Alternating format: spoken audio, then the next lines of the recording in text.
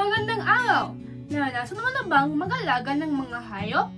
Tara, alamin natin kung ano ang mga kabutihang dulot ng pag-aalaga ng hayop na may dalawang paa at pakpak o isda. Ang pangangalaga ng mga hayop ay maraming kabutihang naibibigay.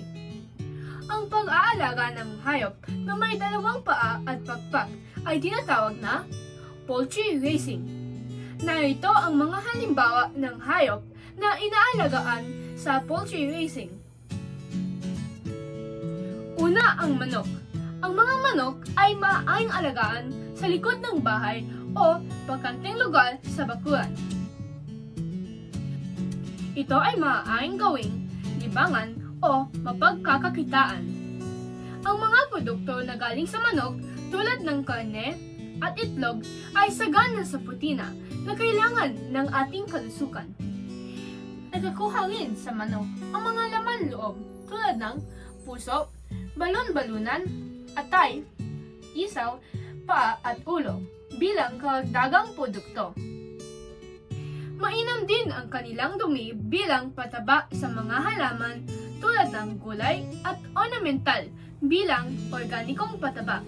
Ang kanilang balahibo ay ginagamit din bilang materyales sa paggawa ng palamuti, pang-alis ng alikabok sa tahanan, at pampalaman sa mga unan. Ikalawa ay ang pato.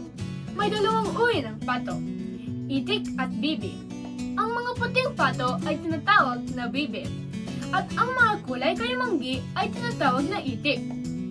Ang pato ay isa ring mainam alagaan sa bakuran tulad ng manok, at mas madaling alagaan ang mga ito. Ang pato ay nagbibigay rin ng karne at itlog gaya ng manok. Mainam pagkuhanan ng itlog ang itik. Itlog ng itik ay ginagamit sa sikat na itlog na maalat o itlog na pula. Kumakain ba kayo ng balot o penoy? Sa itik din galing ang mga ito. Samantala, ang bibi naman ay mahusay pagkuhanan ng karne. Maaari rin gamitin sa paggawa ng palamuti ang kanilang pinatuyong balahibo. Ikatlo, ang pugo. Kawili-wiling alagaan ang pugo dahil sa nabibigay nitong itlog na nagtataglay ng maraming sustansya. Ang pugo ay isang uri ng ibon na may mabibilog na katawan, may maikling liig at mga paa. Maikli ang pagpak nito kaya hindi gaano nakakalipad ng mataas. Kung kayo ay nakakain na ng kwek-kwek, ang itlog na ginagamit sa paggawa ng kwek-kwek ay galing sa pugo. Ang kanilang karne ay nagtataglay rin ng protina na mainam sa ating kalusugan. Ang pag-aalaga ng isda na may layuning panlibangan o pagkakakitaan ay tinatawag na fish farming. Ang mga halimbawa nito ay tilapia at hito. Ang karne nito ay mayaman din sa protina.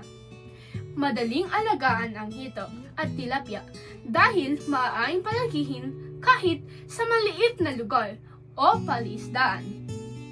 Maaaring gawin ang palaisdaan sa likod ng bahay, malalaking drum, o anumang malalaking lalagyan. Maaari rin silang alagaan sa mga ilog, sa sapa at sa lawa na malapit sa inyong pamayanan. Nabubuhay ang mga hito at tilapia sa mga tubig tabang lamang.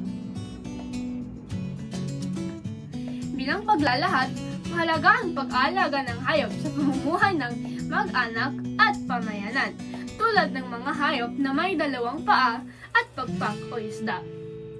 Kabilang dito ang manok, pato, pugo, hito at tilapia. Maraming kabutihang naidudulot ang pag-aalaga ng hayop. Una, nakapagbibigay ito ng hanapbuhay. Ikalawa, para sa karagdagang pagkain at nutrisyon. Ikatlo, para sa karagdagang kita. At ikaapat, maaaring gawing libangan. Hindi ba't kasaya-siya ang pag-aalaga ng mga hayop?